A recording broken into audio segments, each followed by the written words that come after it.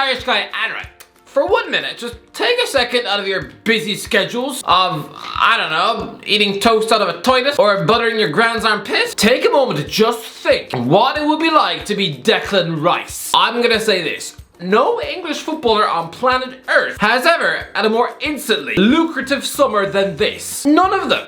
Imagine being in this guy's shoes. You've just become the first West Ham captain to lift the European trophy in nearly 50 years, and you've actually been offered the security of an 8-year deal worth £200,000 a week. I mean, by refusing to sign that West Ham contract, Rice has actually turned down £83.2 million. That would have made the man nearly as rich as Mr. Bean. He would have more cash than Robert Pattinson, who was in blockbusters like Harry Potter, Twilight, and Batman. I mean, that fella's face is probably plastered across pencil cases in China. He probably can't walk down the street in Mongolia without being swarmed by teenage girls, and yet Rice would still have been richer than him. That is, if he just agreed to sign up for a Mark Noble career. But in reality, I mean, Rice can call Noble his hero all he likes, but secretly, he must look at him with pity in his eyes. Go back 5 years ago, and Rice clearly didn't think he'd ever be this good. Otherwise, he wouldn't have agreed to play for Ireland. I mean, he'd just been turfed out of Chelsea at 14, so he was watching his mate Mason Mount going places. And so yeah, once he had the self-confidence of a self-conscious Bunny Babbitt, I'm sure he'd have snapped your hand off in 2018 to have the career of a Noble. But I mean, nowadays, now that he's this big star in London, now, if you were to read Noble's CV, it's suddenly probably about as comfortable an experience as reading 50 Shades of Grey with your mum. But where was I? Yeah, so he rejected that deal, and bear in mind, he's only on £60,000 a week wages at West Ham. He earns half of what Danny Ings takes home. West Ham's second choice goalkeeper is on double Rice's money, as is that French centre back who's probably banned from cat cafes nationwide. Honestly, imagine Kurtzuma bringing a woman there on a date. I mean, when she gets back from her bathroom break, she'd probably find him drowning a tabby in his tea. But now, Rice is part of a tug of war. He's surely going to be offered wages of £250,000 a week at two of the best teams in England. I mean, there's a man who's literally able to turn down Bayern Munich over the phone, which is a bit of a shame, because I would imagine the German journalists were really frothing at the mouth to make Muller-Rice puns. That's when this guy was lining up in an Irish midfield, alongside the likes of Alan Brown and Callum O'Dowda in 2018. Imagine telling him that within 5 years, he'd be rejecting Bayern Munich. It'd be like me suggesting to any of you that in 5 years' time, you'll be turning down lunch with Maggie Smith. What? She's a handsome woman. This summer, Rice will be quadrupling his wage. This is the most instantly lucrative summer an English footballer has ever had. I mean, I know Jadon Sancho with the jackpot with a £350k deal at Man United, but I mean, in reality, he was already on a shockingly huge £190,000 a week at Borussia Dortmund anyway. Rice, on the other hand, is on the same wage as Jan Bednarek and Liverpool's third choice goalie. I mean, Ryan Bertrand was on £20,000 more a week at Leicester City and he never played. Rice only earns £5 more a week than Ben Mee. And so suddenly, overnight, he's gonna be in the top 5 best paid English players of all time. Although honestly, the fact that both Sancho and Raheem Sterling are the two highest paid English players in the world, on wages of £350,000 and £325,000 a week respectively, is almost enough to make you violently ill. I mean, imagine if you're Harry Kane looking at that. I mean, last season, they scored 6 Premier League goals each. Sterling's only scored in 1 match since New Year's Day, and he gets over 300k a week. Lads, Rice doesn't even have an agent. He just has his dad, Sean. Yeah, Rice Sr. is a season ticket holder at Stamford Bridge. This is a die-hard Chelsea nut who's probably got John Terry's face tattooed on his thigh. He's also Irish. And I'm sorry, but you should have tried harder to keep your son in that green shirt. I don't care what you did. Lock him in the attic for 36 hours with his eyes glued open Clockwork Orange style as he watches tapes of Roy Keane. Force him to watch the entire Father Ted box set whilst feeding him Tato crisps. I don't know, make him have lunch with Ryan Tubridy or get him to fly to Dublin and help Johnny Giles on and off the toilet. Anything, because imagine if we had Rice playing for us. Lads, the man would be an absolute Irish hero. Can you imagine the midfield three of Josh Cullen, Declan Rice and Will Smallbone was getting the ball out to Mikey Johnston on the wing? Hey, honestly, this Celtic skillster is going to be the next Aidan McGeady.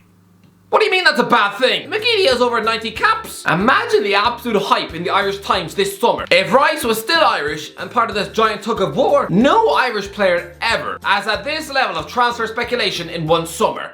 I mean, I suppose back in 2003, Man United, Chelsea and Liverpool were all squabbling over Damien Duff, trying to pull him out of Blackburn Rovers. But other than that, no. This is the most instantly lucrative overnight summer for any English player. Oh, but what about Steven Gerrard when he nearly moved to Chelsea in 2005? Lads, to put it into context, just how out of hand money in football has gotten since 2005, Liverpool were so desperate to keep Gerrard away from Stamford Bridge that they were offering him £100,000 a week. In modern day football, Odion Gallo earns double that, 100k a week for Gerrard. And he had literally just won the Champions League. Rice has won a European trophy that was only invented last week. The little children in Botswana who carved this thing are probably not even 12. I mean, look at the list of wonderful captains who've lifted the Champions League. The likes of Sergio Ramos, Xavi, Philip Lam, Paolo Maldini, Franz Beckenbauer, Bobby Charlton. Only one other bloke has lifted the Conference League before Rice, Lorenzo Pellegrini. It's a competition where that season, the team of Roma knocked out in the semi-finals are now rotting in the Championship 30 months later. I still can't believe how Rice is in such a position where he was able to reject a West Ham pay packet of nearly £90 million. That almost puts huge pressure on his shoulders to actually kick on and be a world-class player. Because imagine if he gets hit by Ross Barkley syndrome and his form falls off a cliff, and within 3 years he's sitting on a bench in France pocketing just 15k a week. If he becomes another Jack Rodwell and can no longer get in the England squad after 26, he'll probably be sick to his teeth that he didn't just sign that monster West Ham deal. People are saying he's not going to entertain any Manchester City bids because he's only got his heart set on Arsenal because of London.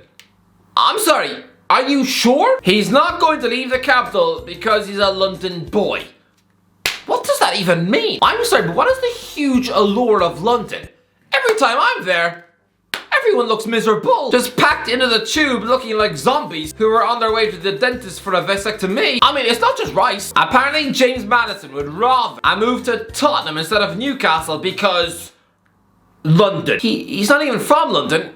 He's from Coventry. It is such a short career. You can live in London for the last 40, 50 years of your life. I mean, is Maddison really going to sacrifice playing Champions League football on a Wednesday night so he can drink mango margaritas in an Essex coffee shop? And would Rice really give up the chance to learn under Pep Guardiola and play alongside his England buddies Kyle Walker, John Stones, Phil Foden and Jack Grealish so he can have his girlfriend drag him around Harrods? Lads, there are no guarantees with this Arsenal project. Within 2 years, they could be back in the Europa League. Why not? Only 4 teams can squeeze into the Champions League. And if Manchester United kick on, if Chelsea have a revival, if Liverpool have their third wind under Klopp, and don't forget Newcastle's crazy money, Arsenal could realistically be in the Europa League in 2025. I mean, this is still a team who haven't played in the Champions League in 6 years. Man City, on the other hand, have just won the treble. If you're Declan Rice, the logical move is surely to go to the Etihad. Surely you're going to become a better player. I mean, if City are prepared to pay £100 million, then no, this isn't just going to be another Calvin Phillips but eat donuts on the bench. Pep clearly sees him as a starter, especially now that Ilkay Gundogan is quit for Barcelona. If you're Rice, why wouldn't you join Man City? And let's be real, Rice is a man who's glued to the internet. I mean, he's literally buddies with the side men. You just know that 5 years ago, back when he was Irish, he was probably laughing at Arsenal Fan TV on his phone while shoving handfuls of popcorn in his mouth. He probably joked to all his mates that they were the banter club as he laughed at the insane ramblings of troops. So I don't subscribe to the notion that Arsenal are the only club for him. I can promise you, if Chelsea hadn't just finished 12th in the league, and if Mason Mount wasn't odds on to leave, he would probably be scrambling to return back to Stamford Bridge. Honestly, if you were Rice's dad, wouldn't you be so disappointed? Your own son is supposed to be one of the best midfielders in the nation, and yet he's refused to play for his dad's club and his dad's country. Just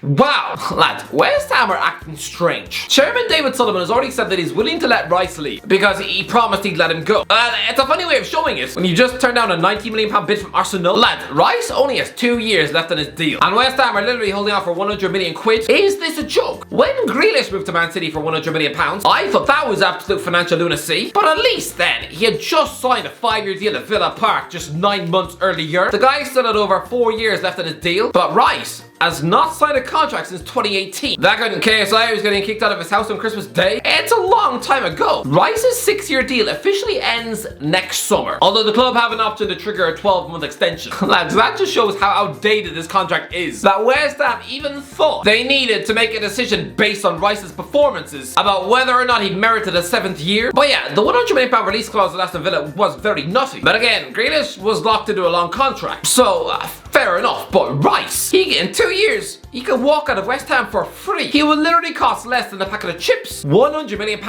Really? Rice would be only the 8th footballer of all time to command a singular instant transfer fee of over £100 million, and 2 of them have pulled on the Ireland shirt. I mean, come on! Doesn't that just stab at your soul? But again, at least when you look at the 7 other players in that list who went for over 100 million beans, look at all the big massive contracts they were locked in. I mean, according to those deals, Neymar was contractually supposed to stay at Barcelona until 2021. Philip Coutinho was contracted at Liverpool until 2023. Honestly, if he had stayed put, his form could have fallen off a cliff. He could have become addicted to hamburgers and wine. He could have literally chopped off his toes with a bread knife, and yet he would still, at the very least, have been a Liverpool employee on wages of £150,000 a week. Up until this very week. I mean, João Felix was tied to Benfica until this month too. Enzo Fernandez had a Benfica contract until 2027. And yeah, Antoine Griezmann also had an Atletico Madrid deal until 2023. So I get why they all cost so much dough. But Rice, his original contract is literally expiring next summer. 100 million. Imagine my face next May, seeing both Rice and Grealish lifting the Premier League trophy together. Excuse me when I stand in the middle of the road and cry.